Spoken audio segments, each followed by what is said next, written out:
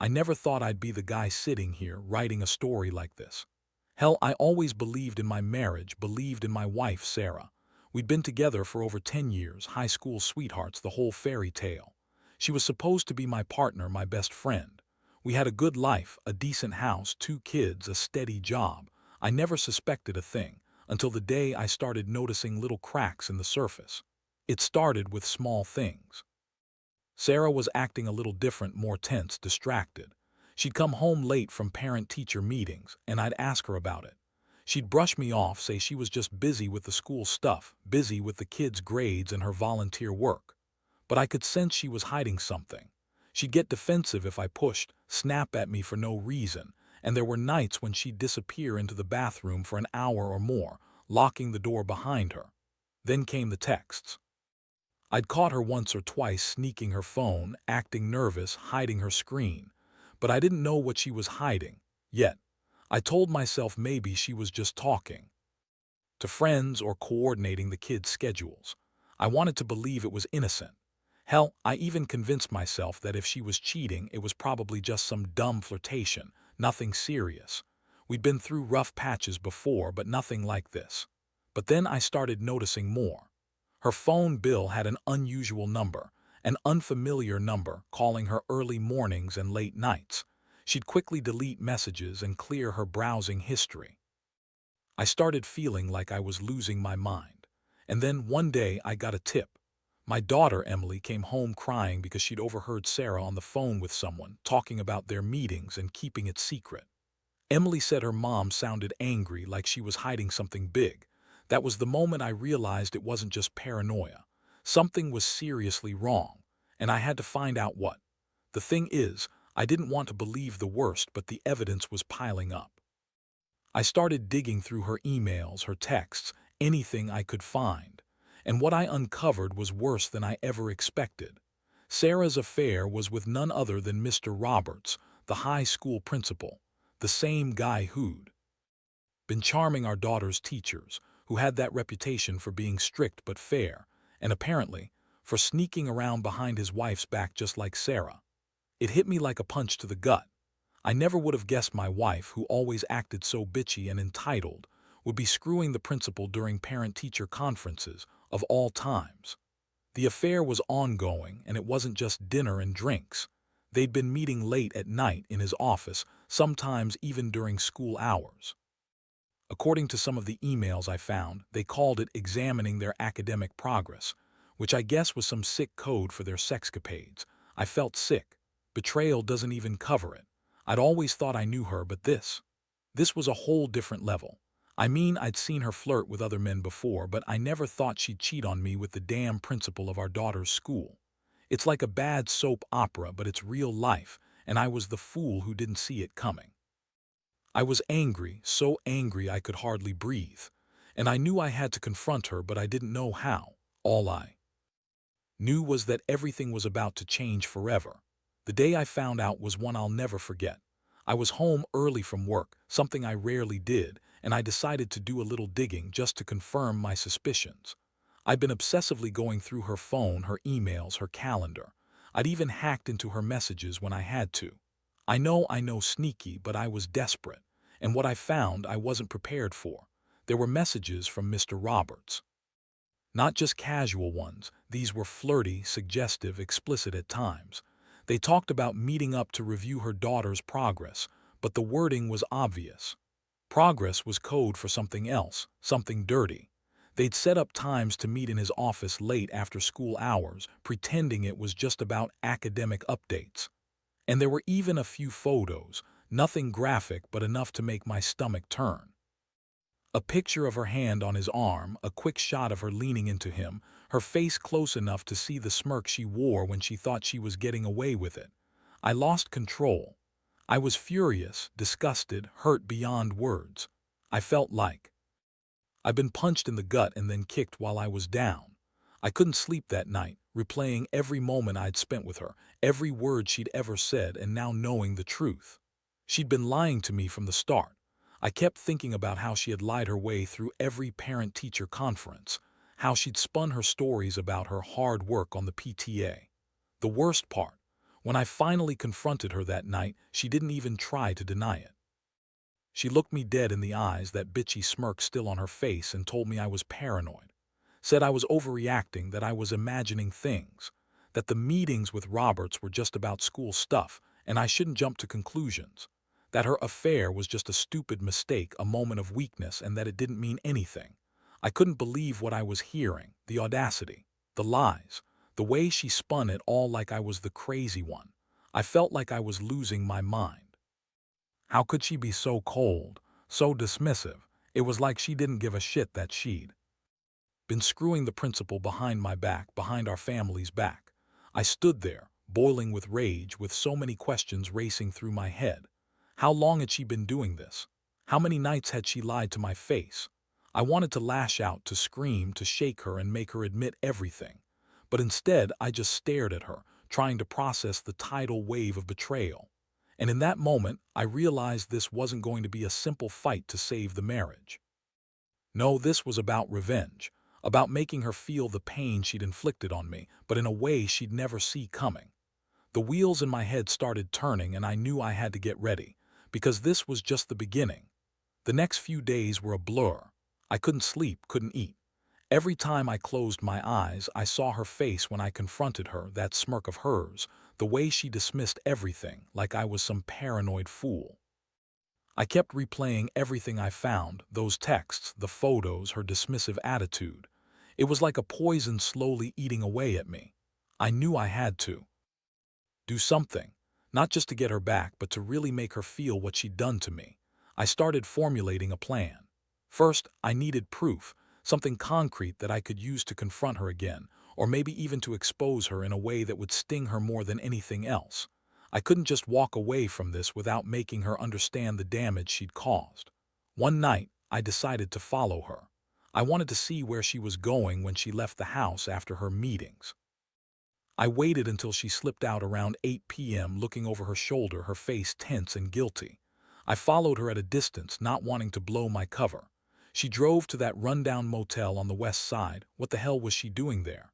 I parked a few blocks away and watched her go inside. It hit me then. This was no innocent meeting about academic progress. This was her sneaking off for sex, probably with Roberts or someone like him. It infuriated me. My wife, this bitchy, entitled woman, was out screwing a married man, lying right to my face. And I was just supposed to accept it, live with it. Hell no.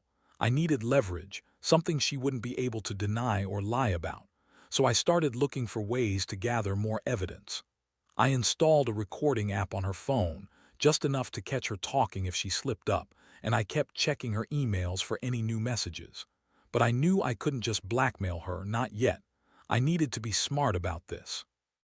I started talking to a few people I knew, friends who had experience with these kinds of betrayals. They told me about sting operations, ways to catch someone in the act without them knowing.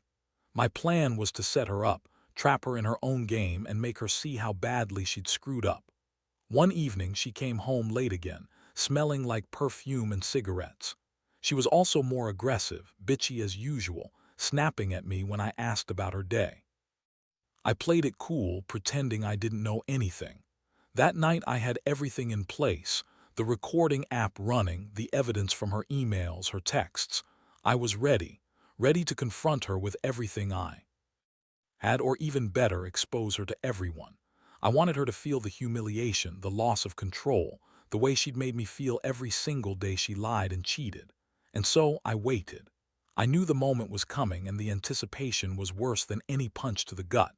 I never thought I'd be doing this, but at this point I didn't see any other way. I just wanted her to finally understand what her betrayal meant, what it cost me, what it cost us, and I was prepared to make her pay. That night was the turning point.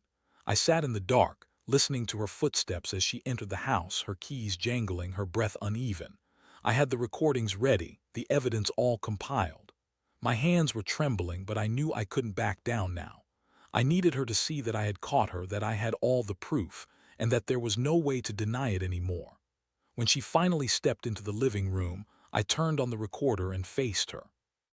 Her expression was already defensive, that bitchy, dismissive look that she always wore when she thought she was in control. I told her I knew everything. About the affair, the meetings, the texts, the photos. I played the recordings. Her voice caught in the act, talking about their little secret, about covering it up, about getting rid of the guilt. She stared at me, mouth open, trying to deny it, but the proof was right there. Her reaction was immediate. She scoffed, called me paranoid, accused me of spying on her. She said I was crazy for believing she'd cheat on me, that I was jealous, that it was just a fling, a stupid mistake she wanted to forget. She insisted she loved me, that she'd never do anything to hurt this family. But her words felt hollow. I could see the guilt in her eyes, and I knew better. I knew she was lying, that she'd been lying for months. I felt my blood boil. I couldn't believe I'd wasted so many years trusting her, only to find out she'd been screwing her daughter's principal, that she'd been lying about everything.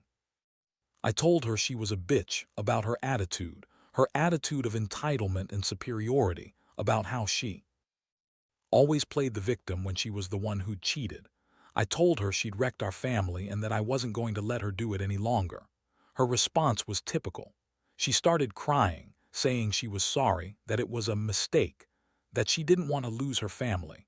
She begged me not to tell anyone, to forgive her, to give her another chance. That's when I finally saw her for what she really was, a manipulative, selfish woman who thought she could get away with everything. But I wasn't buying it anymore. That night I made a decision. I told her I'd had enough of her lies, her cheating, her bullshit. I told her I was done playing her game. I was going to take everything from her, her reputation, her respectability, her sense of control. I knew I had to act fast. I started planning my next move, one that would hit her where it hurt most. I also realized I was no longer the same man she married. I felt betrayed beyond what I thought was humanly possible. I was hurt, yes, but also furious. She thought she could play us both, manipulate her way out of this, but I was done being the fool. This was about revenge now, about making her see that she'd lost everything she cared about, and I was just getting started. The morning after I confronted her, I felt like I was walking around in a fog. Sarah was still trying to spin her lies, acting as if nothing had changed. She threw her bitchy attitude around like armor, snapping at the kids, acting busy, pretending to be the victim. But I saw right through her. Her eyes kept darting, her voice a little too sharp, her answers a little too rehearsed. I knew I couldn't just walk away from this quietly. I had to hit her where it hurt, and that meant exposing her publicly, making her see that her lies wouldn't save her anymore. Since discovering the affair, I'd been covertly gathering everything: proof, photos, recordings, the emails. Now I was ready to blow it all open, but I had to be smart about it. I started by reaching out to the school district's district office, just enough to make them aware of the situation without outright accusing her. I found out she'd be at the next PTA meeting, and I planned to confront her there. Not with rage, but with cold, calculated precision. I wanted everyone to see her for what she was, a cheating, manipulative woman who thought she could get away with anything. That day, I showed up early, carrying a folder stuffed with everything I'd collected. I sat in the back, watching her walk in, that fake smile plastered on her face. When she saw me, her eyes flickered with panic. She knew I had something. The moment came during the meeting when she was trying to talk about improving the school's PTA activities, like nothing was wrong. I stood up, and I laid out the evidence right there in front of everyone: the emails, the texts, the photos. I played the recordings on my phone, letting everyone hear her admitting to her affair, her betrayal, her lies. The room went silent. The look on her face was priceless: shock, horror, rage, shock again, until she finally broke down crying. She tried to deny it all, but it was no use. People started whispering, some even looked disgusted. The principal's reputation was crumbling right in front of her. I saw her struggle to keep her composure. But it was too late. The truth was out. That confrontation didn't just humiliate her, it changed everything. The school district started their own investigation, and her professional reputation took a nosedive. Meanwhile, I felt a strange mixture of relief and emptiness. I'd done what I set out to do: expose her, ruin her lie. But inside, I was hollow. The woman I loved, the woman I'd trusted for so long, was gone. All that remained was a shell, a treacherous woman who thought she could manipulate her way out of anything. Now she saw that her actions had consequences, real ones. As for me, I decided I had to move on. I filed for divorce soon after. The legal battle was brutal, but I knew I couldn't stay with someone who had betrayed me so completely. It hurt like hell, but I realized I deserved better. The thing is, I learned a lot from all this, about trust, betrayal, and the importance of standing up for yourself. I don't regret exposing her, because in the end, it was about reclaiming my dignity. If there's one thing I could tell anyone going through this, it's this. Don't ever let someone else's betrayal define. You fight for yourself, even if it means destroying what you thought was unbreakable. Sometimes, you just have to burn everything down to rebuild stronger. After everything was out in the open, her affair exposed, her reputation in shambles, I felt a strange sense of relief mixed with deep sadness. I thought I'd be angry forever, but over time, that anger softened into something more like acceptance. I realized that holding onto hatred only kept me trapped. I had to move forward, rebuild what I could, and focus on healing myself and my kids. The divorce was finalized a few months later. Sarah tried to play the victim, spun her lies one last time, but no one bought into it anymore. She was stripped of her facade, and even her own family started to see her for what she truly was, a selfish, manipulative woman who prioritized her own pleasure over her family's well-being. The kids suffered, of course, but I made sure they knew I loved them and that everything would be okay, even if it took time. Looking back now, I see how much this whole experience changed me. I used to be naive, trusting to a fault. Now I'm more cautious, more guarded. But I also appreciate the importance of standing up for myself and not letting someone betray me without consequences. The betrayal hurt, but it also taught me resilience. I learned that sometimes you have to burn bridges to find your way back to yourself. I want to be clear, this wasn't an easy road. There were nights I cried myself to sleep, moments I wanted to give up. But every time I thought I couldn't go on, I remembered my kids, my own dignity, and the fact that I deserved better. I found strength I didn't know I had, and I refused to let her or anyone take that away from me. Now I focus on rebuilding my life, on finding happiness again, even if it's different from what I imagined. It's not about revenge anymore. It's about reclaiming my peace. I hope my story serves as a warning and a reminder. Betrayal cuts deep, but it doesn't have to define you. Be brave, stand tall, and don't be afraid to do what's necessary to protect your own happiness. Because in the end, that's all that really matters.